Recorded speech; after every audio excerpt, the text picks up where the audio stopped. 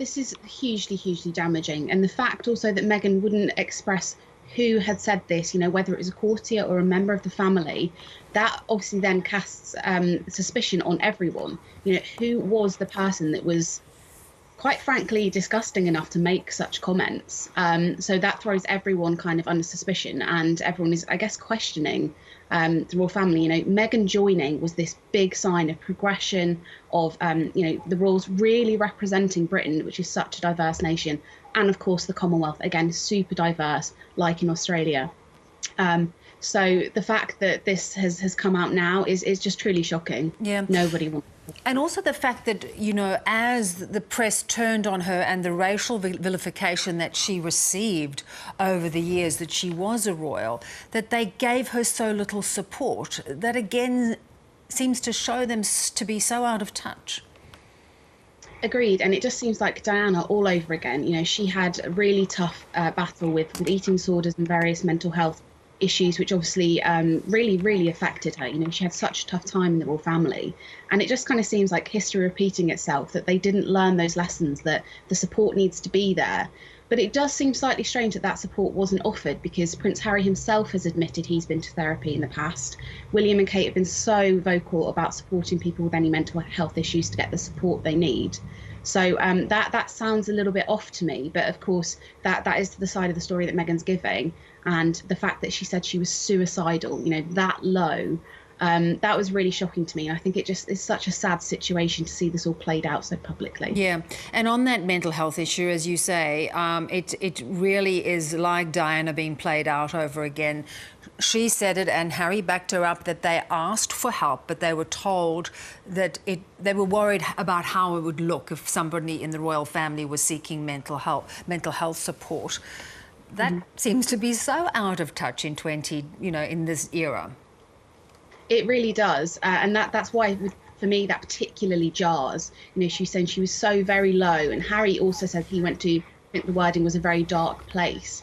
That he felt very low about this as well. This doesn't seem like a logical step to.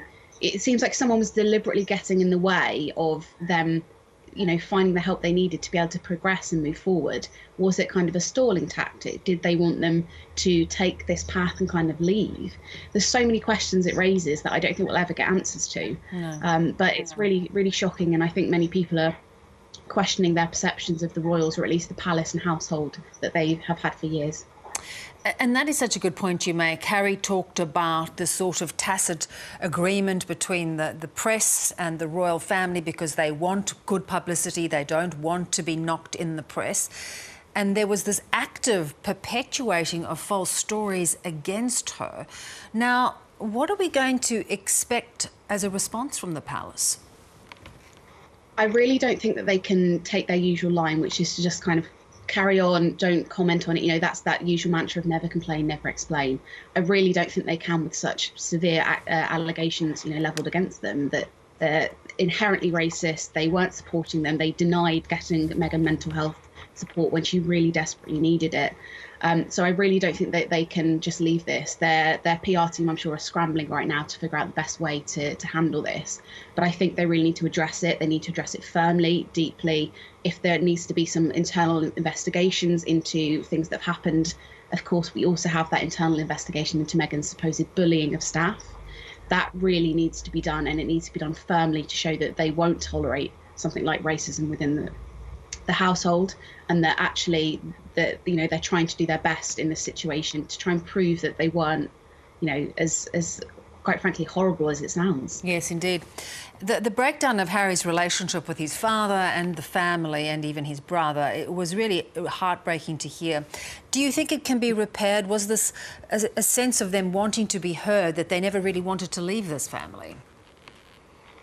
I definitely think it was the wanting to be heard, having that voice to tell their own side of the story. I think you've also touched on the sadness of the relationship with Charles and William in particular.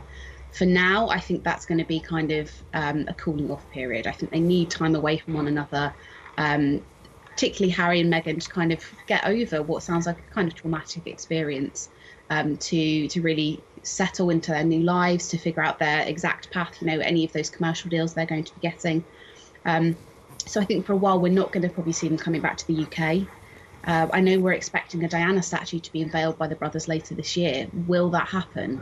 I don't know. Well, maybe that's the starting point for that healing of this rift. That could be because, of course, that shared experience of losing their mother in such a traumatic way, I'm sure, is something that will always be able to bring them back together. But for now, I really think we're going to see quite separate, distinct activities from the two. Essentially, what we've got is two royal courts, but one's a bit more celebrity than the other. Yes, a little bit American style. Great to talk and getting your perspective. Thanks so much, Victoria. Thank you.